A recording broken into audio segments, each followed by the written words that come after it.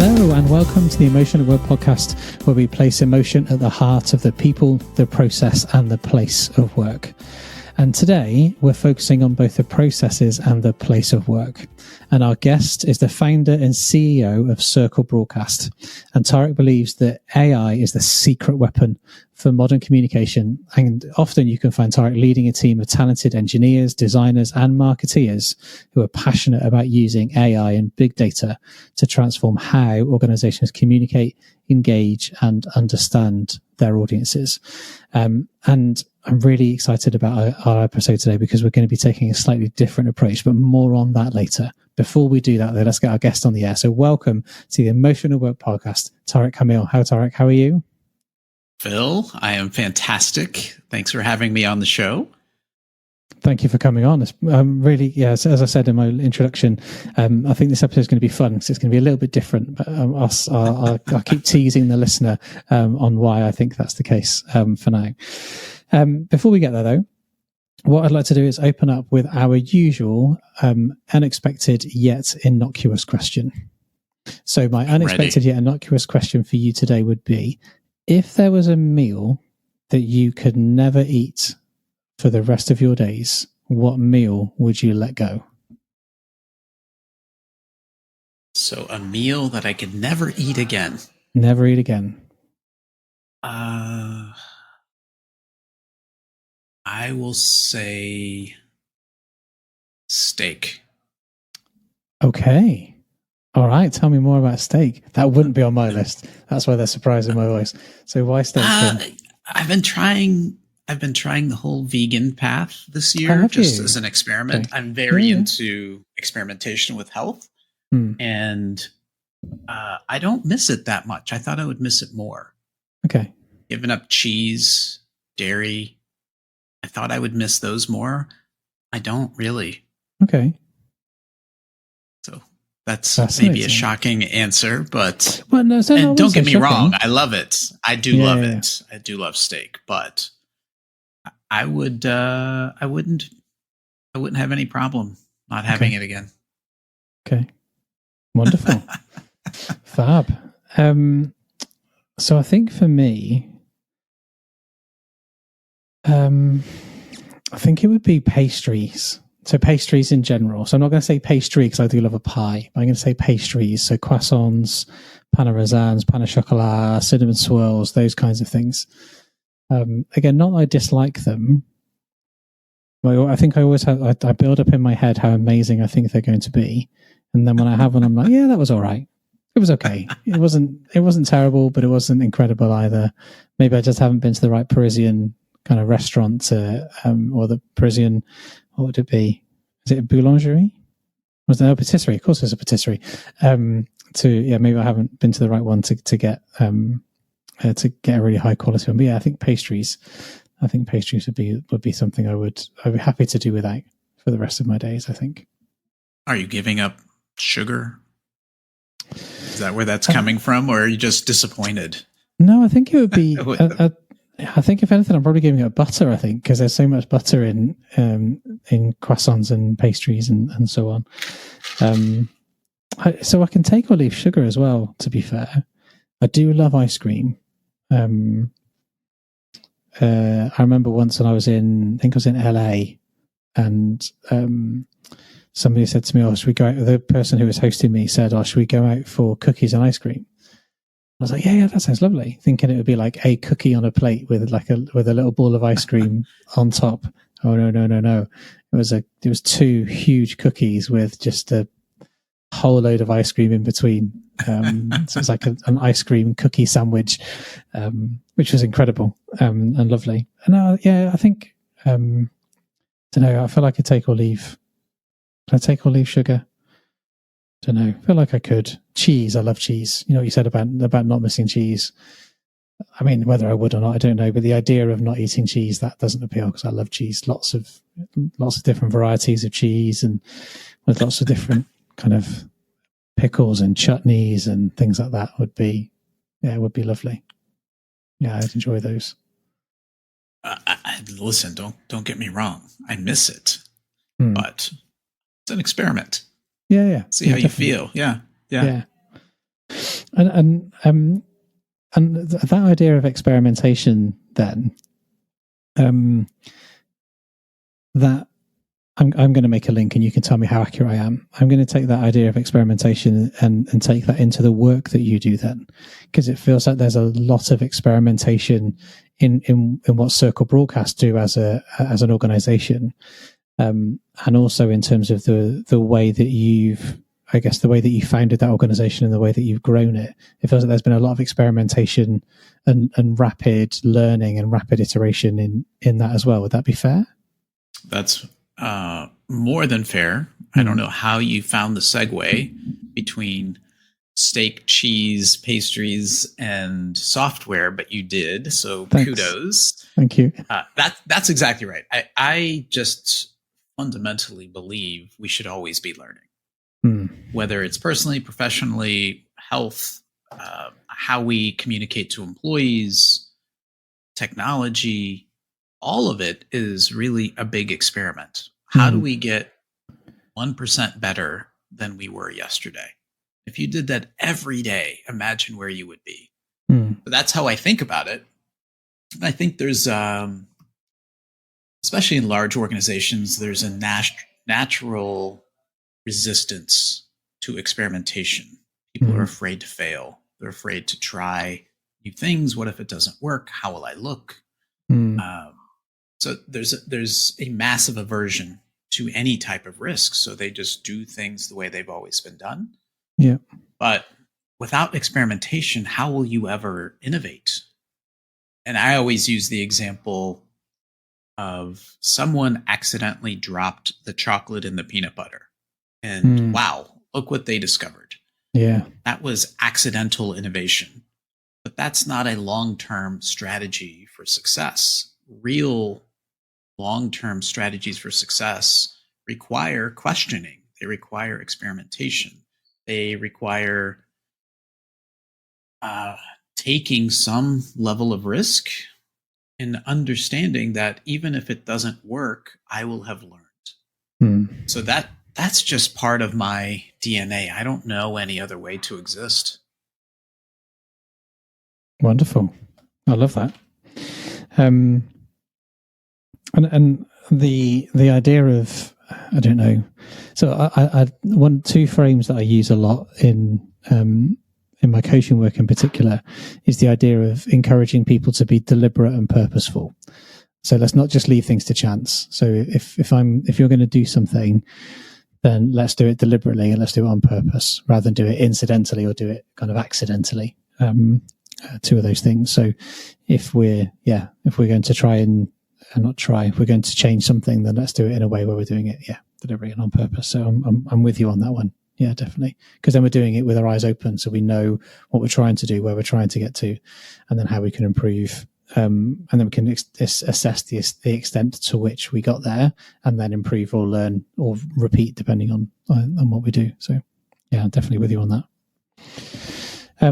So I guess I'm going to take that theme of deliberate and purposeful experimentation and segue again in terms of why is this episode different then?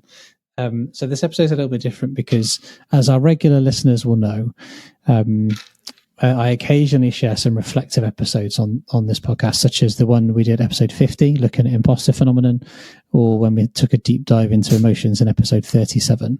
And as part of those episodes, what I encourage you, fair listener, to do is to pause the episode and reflect on some questions that I ask. And when Tarek and I were doing the off-air kind of setup for this podcast, we thought this would be a really nice idea to help support the thinking that we're going to encourage you to do as you listen through to this podcast. So if you're listening to us on the road and you're driving, then maybe don't pause and write stuff down, at least without stopping your vehicle first and making sure that you're safe and able to do so. Otherwise, I think when we encourage you to pause the episodes, grab a pen, paper, grab your phone out your pocket and just write down your reflections in response to the question, because we think it will be really helpful for you as we work our way through the episode. So does that sound all right?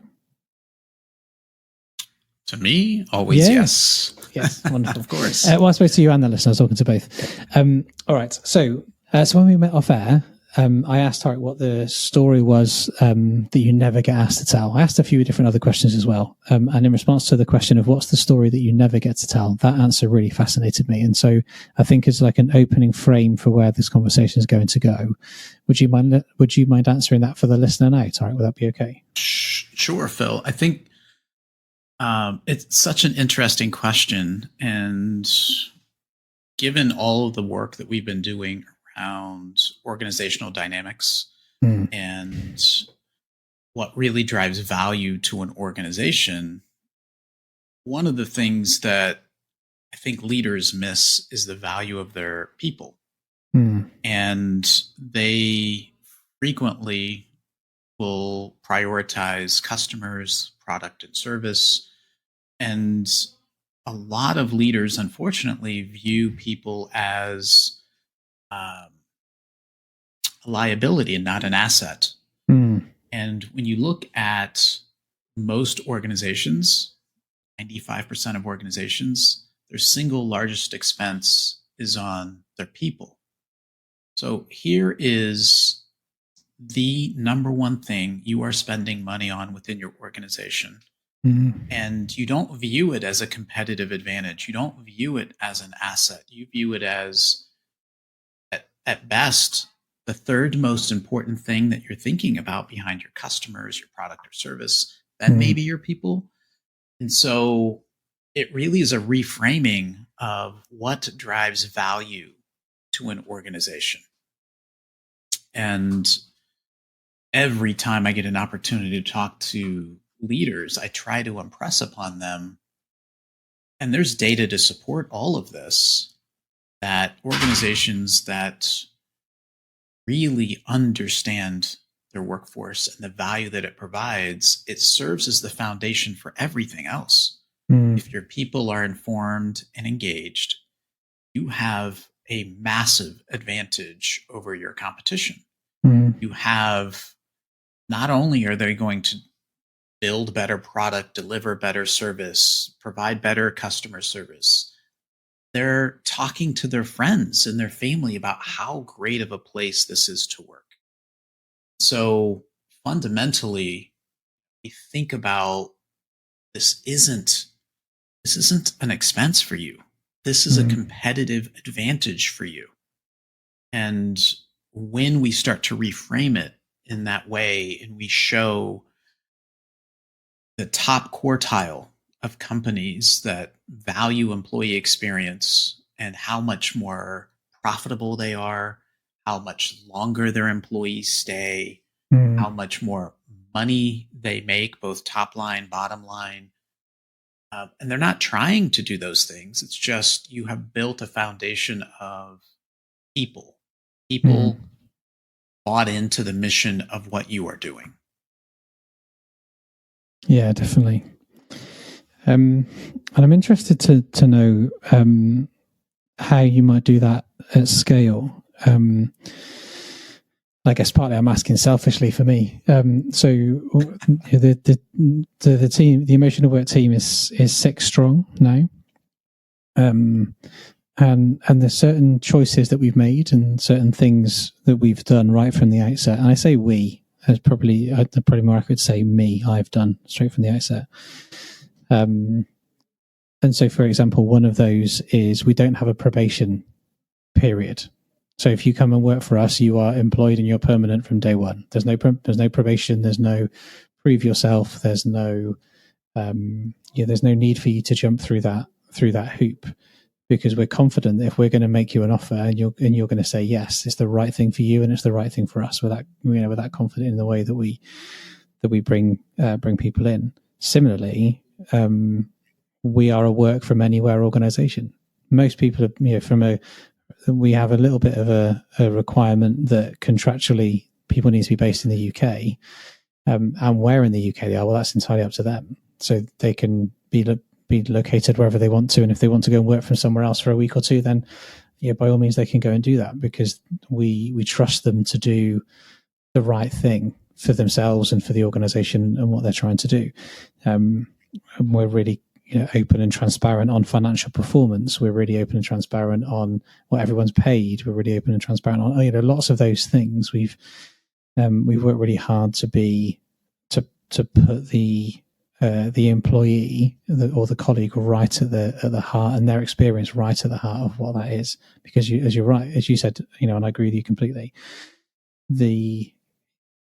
that will then equate to incredible quality work. If you can treat people incredibly, the quality of the work that they will deliver will be incredible alongside that. Yeah, I think there are so many things I love in what you just said, and used the word trust more than once. And at the end of the day, you are starting the relationship with, I trust you. There's no probationary period. I trust you. Why would I care where you work? As long as you get your work done, who cares where and when? That doesn't matter. And there's been this long held stigma that employees must be in an office 9 to 5 and we need to see them or they're not going to work. Then COVID happened. And for 3+ years, people were working remotely and companies were recording record profits and record productivity. And why? Right? So the stigma was blown up that I have to see you, you have to be in the office. And what we've done is we've said, I trust you. I trust you. And if you want to take the dog for a walk because you don't have meetings from 10 to 10:30, go do that. It's going to make your life easier. If you don't have to drive to work every day, that's just saving people time. Within our own organization, I had multiple meetings with our entire team telling them, work less. You're working too much. It's not healthy. And we also take the same approach of radical transparency. You're an adult. I wouldn't have hired you if I didn't trust you. And so everything that I know, I want you to know so you can make the best informed decisions for you and your family. And I think when people feel that sense of trust, they feel more valued. And when people feel valued, they want to go the extra mile. They want to give you ideas. They're not afraid to ask questions. And that ties back to, where does innovation come from? A culture of learning. And learning comes from trust. So I believe everything that you're talking about is all tied together. Okay. So I think we're at a good point to ask the listener then to pause the episode and think about and do, I guess, their first set of reflections.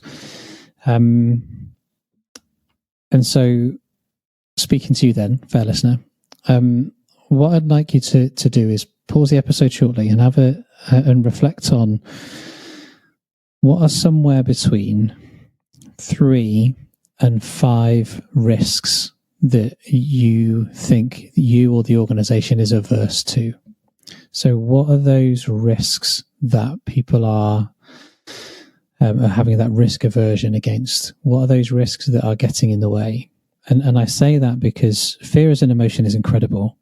Fear is a wonderful emotion to help us identify threats, to identify risks, to prepare us for things that could go wrong, and it can be really consuming. And I think that's what, Tarek, you and I are playing into with that risk aversion, because trust is, some people say trust is the opposite of fear, because if you trust someone fully, you don't need to be scared of where they're working or how they're working or the quality of it, or if they're walking the dog or any of those things. So what are you noticing, fair listener, from a risk aversion perspective, either for yourself, maybe for your team, or within the organization as a whole? So I'm going to ask you I'll stop talking shortly, ask you to pause the episode. When you're ready, press play, and then we'll come back and Tarek and I can share some of our thoughts on what are some of what have we experienced from a risk aversion perspective. So pause the episode now, and when you're ready, hit play, and we'll come back.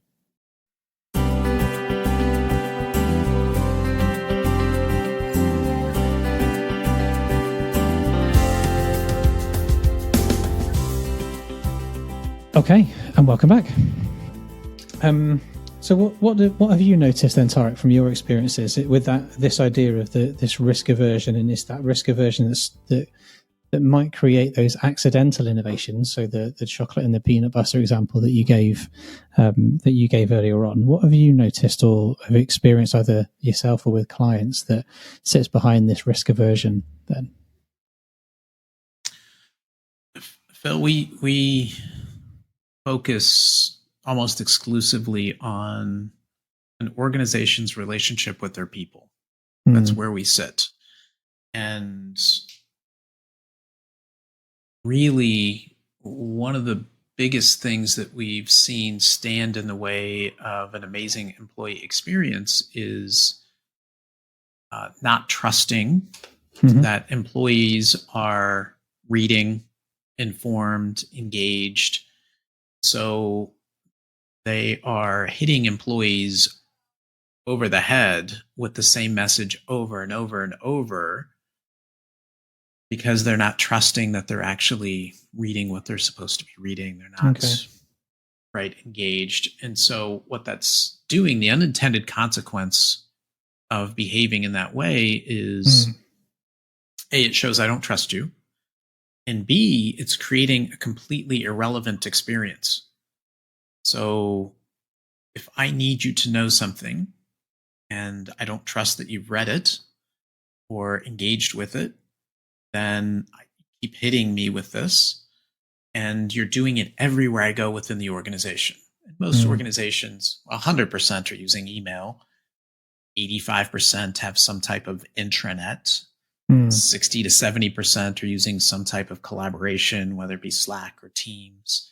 Yeah. And you've got certain types of organizations such as manufacturing, healthcare, retail, where they need mobile. How am I going to communicate and engage with deskless workers? So imagine everywhere you go, every channel within that organization, it's content that's either I've already seen it or it's not relevant to me.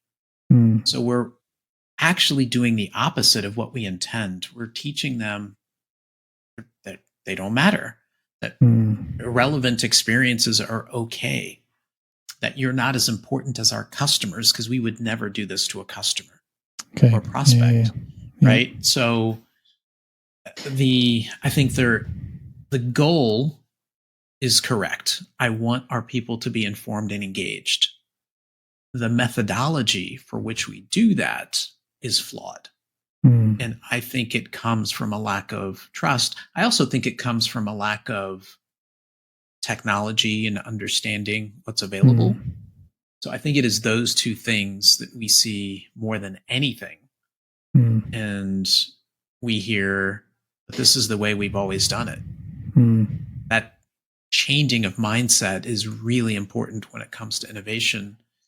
And our response to that is empathy. But is that how you would want to be treated? They always answer, no, I wouldn't do it that way.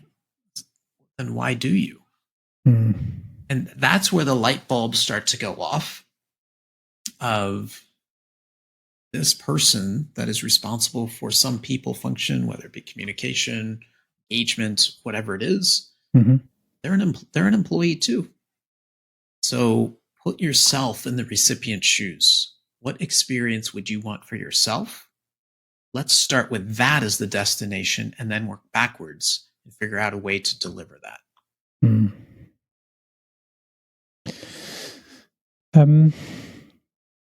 So you mentioned in there that there might be an element of, I'm going to say maybe naivety or lack of awareness in terms of what other approaches might be there. So somebody might think, well, all I've got is, I've got email, so I can send an all staff email. I can put something on the intranet. I can create a poster. when I worked in, I think it was in retail, somebody introduced me to the term a pooster, which is a poster that's on the back of a toilet door. I was like, okay, so we can put it on a booster as well as a poster. So what might be some of the options or the tools or some of the technology maybe that people might be unaware of that could maybe give a different experience? Well, this is where I think we start to get into really the power of AI. It really has emerged on the scene in a big way in the last, call it 12 months. Yeah. It has been around for a long time. As a technologist, my background is software engineering. I'm a nerd, totally admit that. Proud of it, actually. And as I think through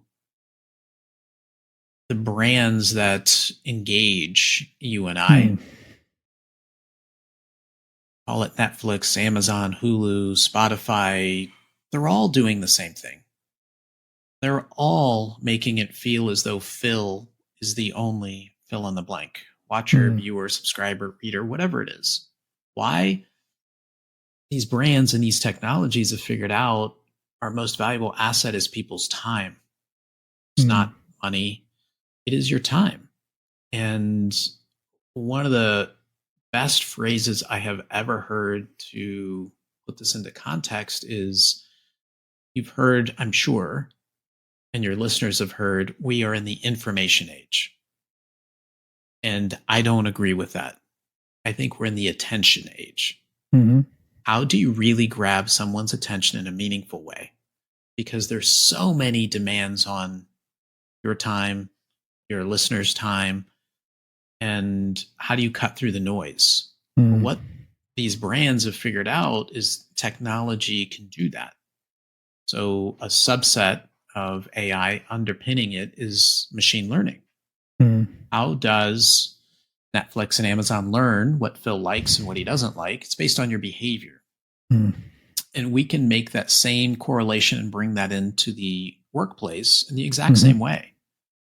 So within any organization, you have buckets of content that people need to see. It's not optional.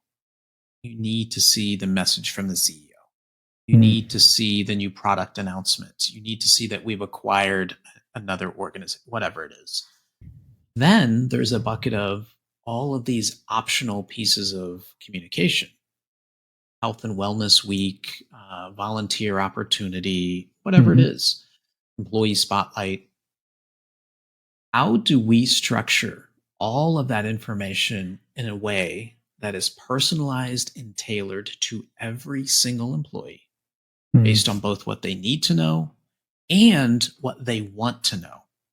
So when we think about solving the two biggest problems around your workforce is, I want them to be informed and engaged. Informed means we have to cut through the noise and it needs to be relevant. So they trust us. Engaged means we know Phil. We know what he likes.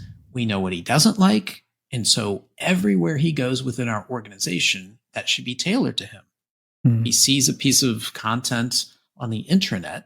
Why is that same content in an email or a newsletter that we're sending to him? He has already read this. This is where technology shines. This is where it takes the paradigm of, Phil, if you only had one employee, let's say I'm your only employee. We have one-on-ones. You tell me what I need to know. You ask me about my family, what I did this weekend. You know what my interests are. You know exactly how to talk to me. You know how to engage me. As soon as you add a second employee, Bill, you have now 2 employees. Congratulations. Thank you. That becomes difficult because you're looking for the overlap in the Venn diagram of now 3 people. How do I find the commonality to engage both of them? That is already complicated. Now multiply by 1,000 employees, 10,000, 100,000.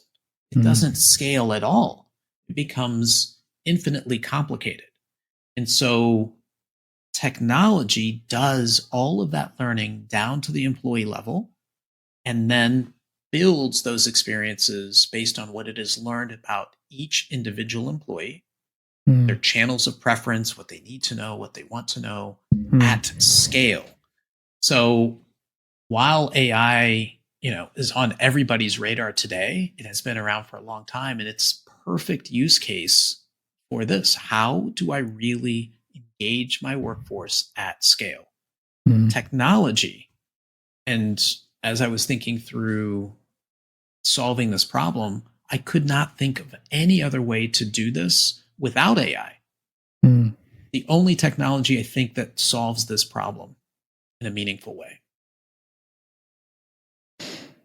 Okay. And it's I'm loving hearing the passion and the determination in your voice and on your face. It's fabulous to watch. I love it when people they're passionate about what they know, and they know what they're passionate about. It makes for great listening. So thank you. So I think maybe then this might be a useful opportunity to encourage the listener to pause and reflect again. Because I think there were some really useful questions that you asked in there, or some really useful points that you made, which I'm then going to turn into questions. So I liked your reframe of being in the information age to being in the attention age. I think that's a useful reframe because there are many, many, many things competing for our attention. And using many, many different devices. And I don't mean physical devices like phones or computers. I mean different influencing devices to get our attention back, or get our attention towards whatever it is that we want them to do. So I think the point you were making then about how do we cut through that, and how do we help people know what they need to know, and that's, for me, that's so important, because how else can people make great decisions if they don't have the information that they need to know when they need to know it? It's really hard for them to make a great decision about what they should do maybe in that moment, or what should be the next focus area, or what's their priority, or any of those things. And similarly, your challenge of how do we help people to know what they want to know? So how do they have the information that they want to know to hand, again, to help them be productive and be effective and be successful in their work? And I guess you distilled that down to say we therefore want our teams, our individuals within them, to be both informed and engaged. And then underpinning all of that is the idea that, yes, you can blanket everybody, and you can take an approach where you deliver the same message on multiple channels, and there might be another way that truly accounts for individuals' preferences, individuals' practices, individuals' behavior, and how they engage with content along the way. So I'm thinking our question, and I welcome your input. So if you think that there's a different or better question, or better way, or different way to phrase the question, then let me know. And I think the question that's coming to mind for me is how do you, so to the listener then, how do you make sure that people need to know what they need to know in a way that they want to know it? How would that sound? Would that sound as a useful question for the listener to reflect on? Yes, I think it varies based on industry, size, how geographically diverse. I think for the listener, for those of you that are responsible for communication, in any capacity within your organization, I want to say this: of the thousands of companies that we work with, internal communication is infinitely more complex than marketing. Now, within most organizations, marketing gets the spotlight because it's outward facing and it's tied to revenue. And internal communication is more complex because I also have this requirement of need to know information. It's not optional. Most of what marketing is doing is optional. I hope they see that we're having sale this weekend. But if they don't, no one will lose their job or benefits or anything like that. So while you don't get the attention and spotlight that marketing gets, I think the job that you do is infinitely more complicated and more important because it ties back to where we started the conversation. Your people are your company. They are. You will have no customers without your people. You'll have no product without your people. You'll have no retention of customers without your people. So I want to empower the listener to feel as though we are doing amazing work and it's really driving value to the bottom line of this organization. And we should feel empowered to go ask for the things that we ourselves would want as an employee. And so, yeah, I think the question is fantastic of you as an employee. How would you want to be treated by this organization? You are in a very instrumental role. Think about what would you do differently if you were the president, CEO, leader of this organization, and you could do anything you wanted to change the relationship between the organization and its people. What would you do? That would be a very interesting list of answers. I would love to see how people respond to that. Okay. So speaking to you then, fair listener, pause the episode, reflect on Tarek's question, and then when you're ready, press play. We'll come back and we'll go on to our next theme.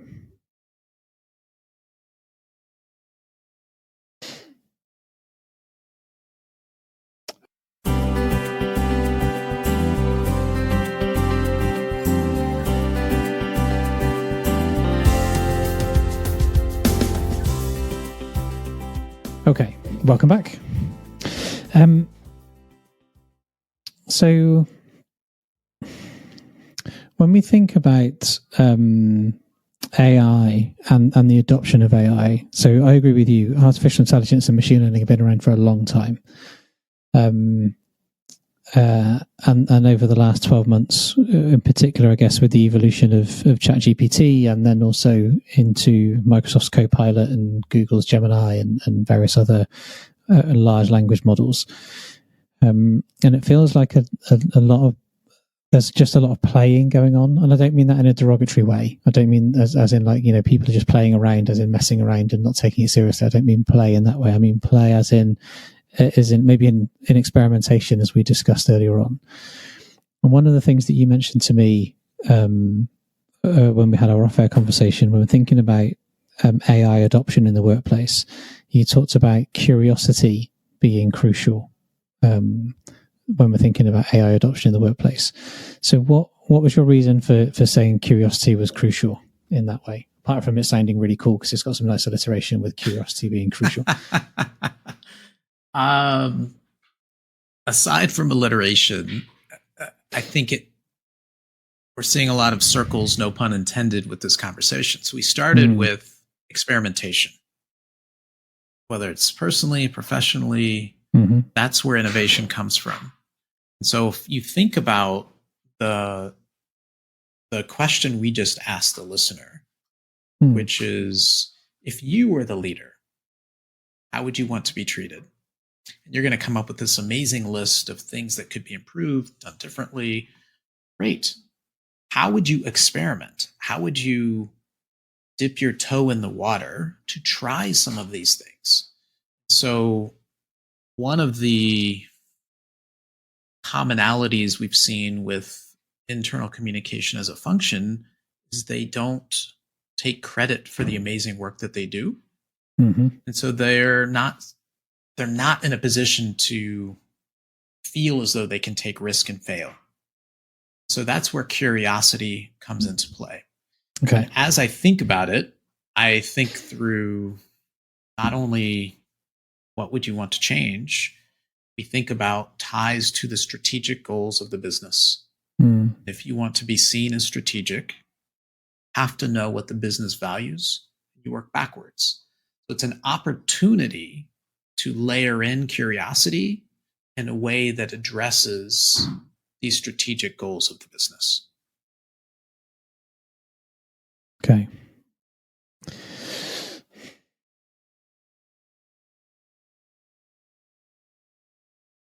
And so is that curiosity then we're applying it in two different ways potentially? So in that curiosity for, if it was me, how would I do it? What would I, how would I want to be treated? And then linking that into the strategic goals of the organization. What about curiosity in terms of the technology itself, though? In terms of the risk is that by saying though, that implies that I didn't want to hear about the other stuff and I only want to hear about this instead, and that wasn't my implication. Sorry, that wasn't what I was trying to say. Yeah, because I feel like I can be scared off by AI because it just seems scary, really. Again, to take your metaphor of pardon the pun, circling back to, oh no, did I actually just say that word out loud? Oh no, I just said circling back out loud. Oh my goodness. I'm so sorry, everybody. Linking back to where we began. I could imagine that the idea of AI then is one that feels very daunting and scary. So is there curiosity about the technology itself as well, do you think? I think, yes, of course. I think you always want to be up to date with what's going on within your specific discipline. And certainly AI is making massive inroads, especially what you referenced, generative AI. There's different flavors of AI, of course, but Gen AI is making all types of inroads. And just on your own, that should be something that you are, listening to podcasts and reading about and playing with in your spare time. Why? Because you could see how this would make you a better communicator potentially. How could you use this technology to save you time, right? And produce a better product. So if you could use AI to save you time, then the question becomes, what would you do with your free time? What are the strategic goals of the business? So if I went back and I played this whole thing out, I was in internal communication. The first thing I would do is be very clear on what are the goals of the business? What does success look like for this business? And I would think about, how can I positively impact these goals in any way? How can I help the business? You want to be seen as valuable, you need to be tied to these strategic goals in some way. And I would start there, work backwards, and then I would play these thought exercises of, what if there were no constraints? What if I knew I couldn't fail? What would I do? What if I knew there were no repercussions if something went south? What would I try? Great. And some of that will involve technology. You should be aware of what's going on. Some of it might just be process changes. Maybe it's people changes.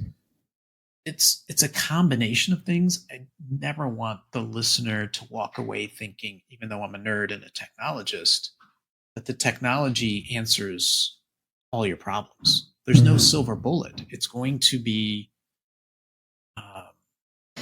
a number of things working together as one.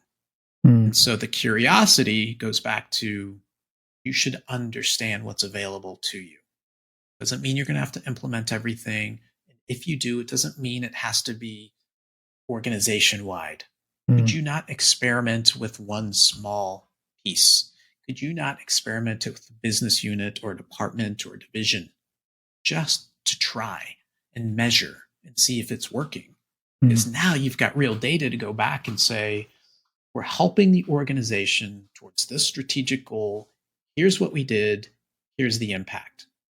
That is a powerful way to speak within any organization. And I think communicators have more power and influence than they give themselves credit for.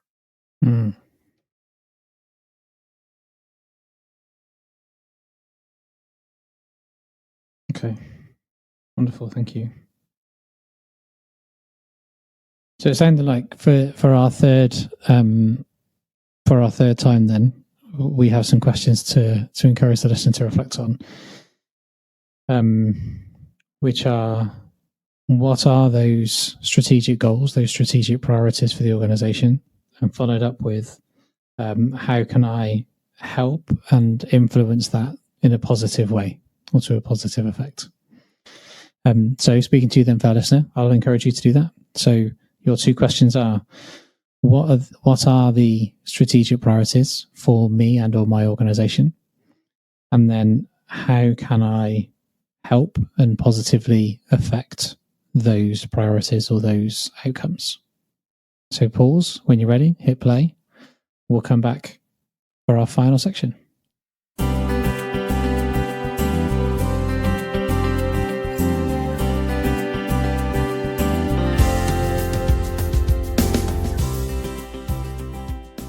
All right, welcome back then, everybody. I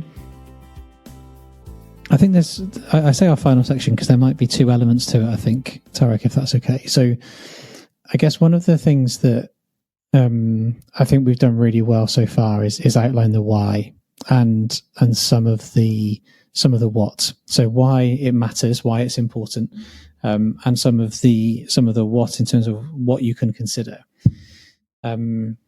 I'm wondering if it might be useful for the listener for us to do a bit of the how, and to do that, I'm happy to dive into a little bit more detail around what Circle Broadcast do and the services that they provide, so that we take it from, I guess, principles down to something a bit more granular and a bit more specific to say, well, actually, what could I do then? How could I? If I'm looking at communication and or I've got influence over the degree to which people within my organization are informed or engaged, how could I do that? How could I improve that then? And how could I use AI maybe to help me with that? So is there some thinking you'd be willing to share that might be useful for the listener that gives them a bit of practical kind of, how could I do that then? Absolutely. The world I see is one where organizations treat their employees in the same way they treat their consumers. Is personalized. We know you. We know what you like. We know what you don't like. We want to make you feel as though you're the only one we have. How would an organization make Phil feel like, maybe we have 10,000 employees, Phil feels like there's only one employee and it's him? That's the goal. And it ties back to making people feel valued, making people feel trusted. The value of keeping great people within your organization is high. Cost to replace them is high. And so when we think about that, to me, it starts with data. So what are you measuring? What are you not measuring? And without data, you can't experiment. You just don't know if it's working or not. So everything should, again, start with strategic goals of the organization. We work backwards. And I'm assuming for most organizations, one of the strategic goals will be, we want to reduce attrition. We want to keep our top talent. We want to find our future leaders. But it could also be things like, let's say it's manufacturing. We want to increase quality. We want to reduce workplace incidents. All of that is hypercharged through great communication. So these are all things that are measurable, and the communications team should be measuring and taking credit for and running experiments against. Mm-hmm. And so to me, it starts with data. So measure. And if you don't have technology in place to measure, easy, whether it's Circle Broadcast or some other tool or technology, measurement is just foundational. It's not optional. That's the first thing I would think about is, are you measuring? Great, let's get that into place. That's an easy lift, inexpensive. Let's make sure we're doing that. Second would be, now that I have the data, what are the series of experiments we'd like to put in place? All working back from the questions we've asked the listener earlier in this episode. How would you want to be treated? And how will this add value to the organization? So great. Now let's define experiments that we can measure that meet those two objectives. And again, you don't have to go all in. It can be experimenting with a group, a department, small, and for a small period of time, but enough to gather enough data to say, we saw a 47% increase in engagement when we did X. That's powerful. So that would be step 2, is really look at technology and experimentation that you want to play with, try, make sure it works, and then decide. Because, most comms folks aren't used to buying technology. IT is, of course, sales is, marketing is, HR and comms, they are not. And so when you go down this path of you found something that really works and it meets your goals of helping drive strategic value, and you've experimented, you've seen the data to show that it works, now you're going to need to make a business case to say, I want to go now roll this out across the organization, and it's going to cost X. Great. Where's the data to show your CFO, your leader, whoever it is, if we spend X, we're going to get X plus something back? Yeah. You have to make a business case. So we're just now working in a very linear fashion with a destination in mind, which is showing strategic value, adding empathy as part of your decision making, underlying it with data that you can measure, and then experimentation to find things that work that we now want to double down on. We want to expand this. You now have everything you need to make a really solid business case. All of a sudden, you've transformed yourself from, and I hear this all the time, it's not my phrase, I'm just an order taker. They tell me what to do. We send out the newsletter. This has to be the first piece of content. And that is not what communicators are really good at. They're really good at creative thinking. They're really good at storytelling. Let technology do all of this legwork for you so you can focus your time on things that add value, elevate your position within the organization, and do the things that you love. And coincidentally, employees love too. They love reading about employee spotlights. They want to know, who is Phil? And they want to know what he does and how he got here. We don't have time to do that great storytelling because we're so inundated with the day-to-day of being an order taker. So when we kind of get into the how, that's how I would structure it. Of course, every organization is different, but those are foundational building blocks I would be thinking about if I were someone in that role. Wonderful. Fabulous. Thank you.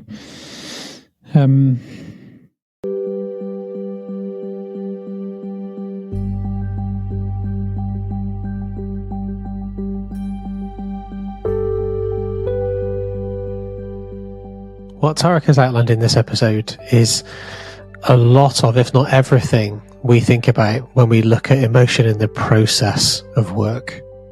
How we communicate, how we inform, how we engage, how do we emotionally connect with our colleagues, with people that work with us in organizations.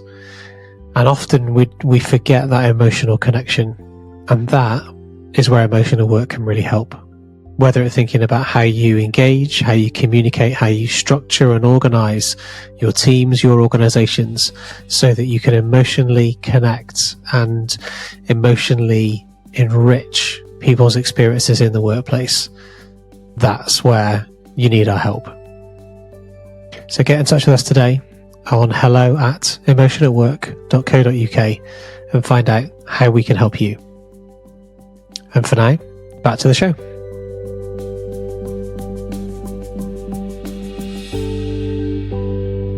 I think one I don't know, build I'd like to add, I think, is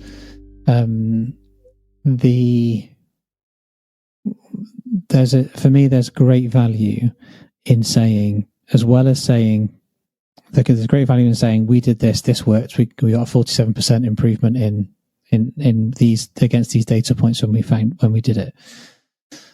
There's also equal value in being able to say we know this doesn't work. We know when we pulled this lever, it made no difference whatsoever. So let's not pull that lever again, because there's huge value in that. And I remember when I was doing a piece of organizational change work, and it wasn't quite a lab style experiment, but we managed to get a control group and we managed to control 2 different variables. And what we were able to establish was that there was no difference between the control group and one of the variables that we played with. So we're like, well, then that variable doesn't matter then. That variable is immaterial. So we know not to try and do anything with that next time, which was really helpful. Especially as that variable was something that somebody in the organization was adamant would transform, would transform the success of what we were trying to achieve. And it wasn't that I was kind of doing a told you so. It wasn't that. It was a now we know. It wasn't that I don't believe you. Is that, but if we don't track it, if we don't have a way of establishing whether we should do nothing, do A, do B. If we don't know what those things are, then we can't say for sure. Your gut is a great predictor, but it's not always accurate. So let's get the data that supports all challenges. And if it supports it, we can double down and go all in and go, right, there you go. Let's make it happen. And yet what we found was it didn't make a difference. At least not a significant enough difference for it to be something that we continue to invest in. So, yeah. It's a brilliant point. And it goes back to one of the original talking points we had at the beginning of the episode, which is you're going to learn whether you succeed or whether it doesn't work. If it doesn't work, that's also learning. Just as important, maybe more important, when something didn't work the way you thought it was supposed to. Yep, absolutely. And that's why I think we talk about, or as an organization, why we talk about putting emotion at the heart of the people, the processes, and the place of work, because those processes are so important about how people feel. And the example that you gave earlier on of those unintended consequences are huge. I remember one client that I was working with, they had a process whereby if you wanted to spend any money, you could only spend up to a certain limit. And so you had leaders who would have a budget of, say, £150,000 if you looked at all of their staff costs and other budget lines, but they couldn't sign off anything more than £150. And I was like, well, then, so you trust me to manage 150 grand, but you won't let me spend more than £150 without my boss having to sign it off. And so what's the unintended consequence of that process? Is I feel like you don't trust me, and I feel like I can't be held responsible. I can offer this person a job at 35 grand a year, and if I make the wrong appointment, that could cost us, cost us 50 grand in the space of 12 months when you build in recruitment fees, managing the person, the person leaving, finding somebody else, blah, blah, blah. But if I want to go and spend 300 quid on a new monitor, I can't do that. that just doesn't make any sense to me whatsoever, because of, like you said, the unintended consequences of unintended consequences of it. Okay, so as we start to move in towards closing the podcast off, then what would be what is something that surprised you? So this is an area that you're really passionate about, really knowledgeable of, and have spent a lot of time experimenting with and finding your way and finding the way that works for Circle and for Circle's clients. What surprised you along the way? I'm an internal optimist. I just am wired that way. I understand the value of people. I'm a serial entrepreneur. I build companies based on great people. And you trust your people. And I don't know why, Phil. I know this is naive. I project that on everyone. Of course you value your people. The biggest surprise was how many organizations don't, and how they don't see the relationship between their people and creating great enterprise value. I was shocked by this. I was shocked that we have to convince organizations that putting your people in the center and investing a little bit into their experience will pay off 1,000 times. And that takes an inordinate amount of time and education. I was just shocked. I don't know why. I really can't answer the question why they think this way. But for me, it was the most surprising that how I think you think, how I think is the exception. It's not the rule. The rule is people are a necessary evil for us to make money. I hate that. I hate it. So that was just shocking to me. Yeah. No, I felt similar. And I remember a discussion I had with, I can't remember who it was with now. Somebody it was a colleague of mine in HR, and we were kicking around the idea that of how humans will do horrible things and bad things, and if and I guess in a way, I don't know if this is appropriate what I'm about to say now, but I'll go with it anyway. So at the minute, I'm hiring an office because my normal office isn't available to me. And when I arrived, there was lots of milk in the fridge, and everybody had written on top of the milk the name of the organization that the milk belonged to. So I arrived, and on day one, I bought a bottle of milk and wrote on the top, "Help yourself," because I want to trust that if people need some milk for a cup of tea or a cup of coffee, then they can judge whether or not there's enough milk in that bottle to allow and so on. And so the milk gets drunk, which is fine, and I'm happy to spend the £1.65 or whatever it is to buy a couple of litres of milk that people can use. And at the same time, sometimes I go into the bathroom and I'm like, what has somebody done in here? Like, what has happened in here? And the state that it's left in. And I'm a bit like, so I could think of all of the reasons why I would want to put in some kind of process. That I want my own bathroom with my company's name on it that only I can use, so I don't have to put up with what other people leave behind them. If that makes sense. Or I can buy myself a pair of marigolds, like rubber gloves, and some cleaning products. And then if I need to clean the bathroom before I use it, then I clean the bathroom before I use it. So that's what I've got in my little office. I've got my little cleaning products over there, and I can clean the bathroom as and when I need to. Should I have to do that? Or maybe not. But I don't know what that person's going through. I don't know what's going on for them.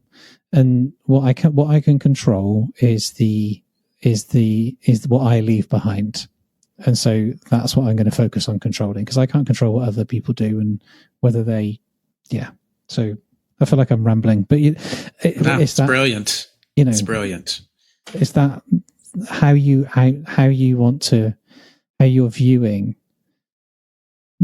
and how other people might behave? I think is crucial to the tone and the culture then you set. And if you believe people will stitch you up, then guess what?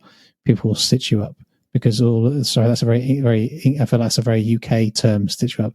If people will kind of betray you or people will stab you in the back, then they'll do that if that's the outlook that you have. Because what you will do inadvertently is create the environment that allows for that to happen.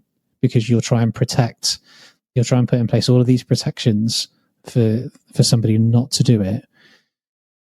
And by putting in all those protections, you basically say, I don't trust you and I expect you to not do the wrong thing, or to stitch me up or stab me or whatever it would be. And so then therefore that's what people do. Sorry. But I will step off my soapbox. No, it's a wonderful soapbox. I think more people need to hear the message, actually. I think the message I would give to your audience is leave a mark in your organization. Why are you there otherwise? Do what you think is right so you can sleep at night. And if your organization doesn't understand the value of people, find a different organization. Yeah. Okay. All right. How would people get hold of you then, Tarek, if they wanted to find out something else or something more from you? What would be a good way for people to get hold of you? They can always go out to our website, cerkl.com, or I'm not always, I'm on LinkedIn quite a bit. So you can find me on LinkedIn and feel free to send me messages. I love having these conversations. Reach out, happy to connect with anyone that wants to connect. Just super passionate about this topic. Wonderful, thank you. And we'll put a link to Circle's website and to your profile on LinkedIn in the show notes as well. So in closing then, Tarek, is there something else, something more that you're thinking, feeling, or want to say? Gratitude. Thank you. I think this topic more people need to hear. And I did a TED Talk, 10 years ago. The idea of don't be a zombie. Don't just go through life. Take risk. Try it. Nothing bad is really going to happen. The biggest risk is not risking and having regret. I'll close with that. That sounds like a wonderful place to close. So similar appreciation for you, Tarek. Thank you so much for being an incredible guest. And to you, our amazing listeners and our amazing audience, I'll say thank you so much for listening. Listen well to yourself. And if you can, listen well to someone else too. And we'll see you next time.